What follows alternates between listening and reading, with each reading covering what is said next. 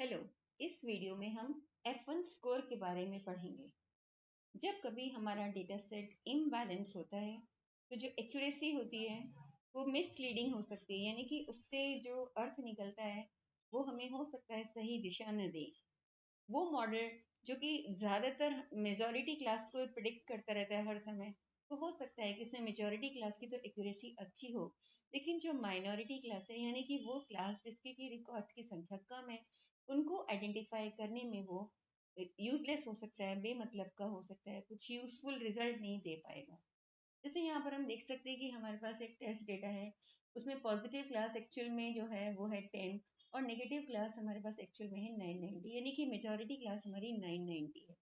तो जब हम एक्यूरेसी निकालते हैं तो हमारे मॉडल की, क्योंकि नेगेटिव क्लास काफ़ी ज़्यादा है और वो सभी जो 990 हैं उसने सही प्रिडिक्ट कर दिए हैं, तो हमारी जो एक्यूरेसी है वो 0.99 आ जाती है। लेकिन जो हमारा प्रिसिशन है, जो कि ये हमें बताते हैं कि वो कितनी पॉजिटिव क्लास सही बताता है, तो वो ऑलमोस्ट अनडिफाइंड है। इसी तरह से अगर हम देखें कि स्पेसिफिसिटी जो कि नेगेटिव क्लास के लिए हम काम में लेते हैं वो पूरी 1 है, लेकिन रिकॉल की वैल्यू 0 है, यानी कि इस तरह के मॉडल जहाँ पर नेगेटिव क्लास में ज़्यादातर रिकॉर्ड्स हैं और पॉजिटिव क्लास के कम रिकॉर्ड्स हैं, इसमें हमारे पास जो दूसरे मेट्रिक्स हैं उनकी मदद से हम कोई खास मतलब वो रिजल्ट्स हमारे मिसलीडिंग हो सकते हैं। यहाँ पर एक और उदाहरण दिया हुआ है जहाँ पर भी नेगेटिव क्लास मेजॉरिटी क्लास है, जिसमें 990 रिकॉर्ड हमारे नेगेटिव के हैं और 10 रिकॉर्ड हमारे पॉजिटिव क्लास के हैं, मगर कुछ रिकॉर्ड हमारे जो मॉडल है वो पॉजिटिव क्लास के सही आइडेंटिफाई कर देता है। तो इसके अंदर हम देख सकते हैं कि एक्यूरेसी 0.978% है, लेकिन प्रेसिशन अभी भी बहुत ही कम है, 25% ही है। स्पेसिफिसिटी जो है हमारी, क्योंकि वो नेगेटिव क्लास के लिए है, मेजॉरिटी क्लास हमारी नेगेटिव ही है, तो हमारे पास स्पेसिफिसिटी की वैल्यू काफ़ी अच्छी है, पर F1 स्कोर बहुत ही कम आ रहा है, 0.381। तो हम ये मान सकते हैं कि हमारा ये जो मॉडल है इसकी परफॉर्मेंस बहुत अच्छी नहीं है, क्योंकि ये मॉडल जो है इसका F1 स्कोर की वैल्यू बहुत ही कम है। तो हम ये कह सकते हैं कि जो प्रिसिशन और रिकॉल है, तो हमारा F1 स्कोर जो है हम इस फॉर्मूला की मदद से देख सकते हैं कि ये प्रिसिशन और रिकॉल दोनों को ही एक ही फॉर्मूले में कंबाइन करता है, और इसकी जो वैल्यू है वो 0 यानी कि बेकार और 1 यानी कि बहुत अच्छा, इस बीच में रेंज कर दी है। जो F1 स्कोर है वो दोनों ही प्रकार की एरर, जिसे कि हम फॉल्स पॉजिटिव और फॉल्स नेगेटिव कहते हैं, इन दोनों को ही मेजर करता है।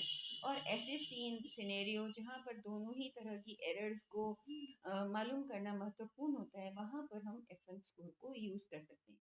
यहाँ पर एक उदाहरण है जिसमें हमारे पास टोटल 100 केसेस हैं, इसमें से 90 पॉजिटिव हैं और 10 नेगेटिव केसेस हैं। तो यहाँ पर ये 80 और ये 90, तो हमारे एक्चुअल में पॉजिटिव केसेस इस बार पॉजिटिव केस ज़्यादा हैं, तो ये 90 हैं और नेगेटिव केसेस हमारे पास 10 हैं। मॉडल ने 85 केसेस प्रिडिक्ट किए, जिसमें से 80 जो हैं वो पॉजिटिव के हैं। तो मॉडल ने जो प्रिडिक्ट किए 85, ये मॉडल का प्रिडिक्शन है पॉजिटिव, और इसमें 80 केस जो थे वो पॉजिटिव थे, तो यहाँ पर हमारे टीपी की वैल्यू 80 हो गई और एफपी की वैल्यू 5 हो गई। कन्फ्यूजन मैट्रिक्स तो हमने कुछ इस प्रकार बना ली, जहाँ पर हमारे पास टोटल जो थे 90 केसेस पॉजिटिव थे, तो 90 माइनस 80, तो 10 की वैल्यू हमने यहाँ रख दी। इसी तरह से टोटल केसेस हमारे नेगेटिव 10 थे और हमारे पास फॉल्स पॉजिटिव की वैल्यू 5 थी, तो 10 माइनस 5, तो 5 हमने यहाँ रख दी। तो हमारी ये कन्फ्यूजन मैट्रिक्स बन गई। इस कन्फ्यूजन मैट्रिक्स की वैल्यू फिलअप करने के बाद हमने प्रिसिशन, रिकॉल, स्पेसिफिसिटी और एक्यूरेसी की वैल्यू निकाली। हालांकि इस केस में एक्यूरेसी की वैल्यू 0.85 है, मगर F1 स्कोर की वैल्यू 0.909 है, यानी कि मॉडल हमारा काफ़ी अच्छे तरीके से काम करता है। वीडियो को अंत तक देखने के लिए बहुत बहुत धन्यवाद।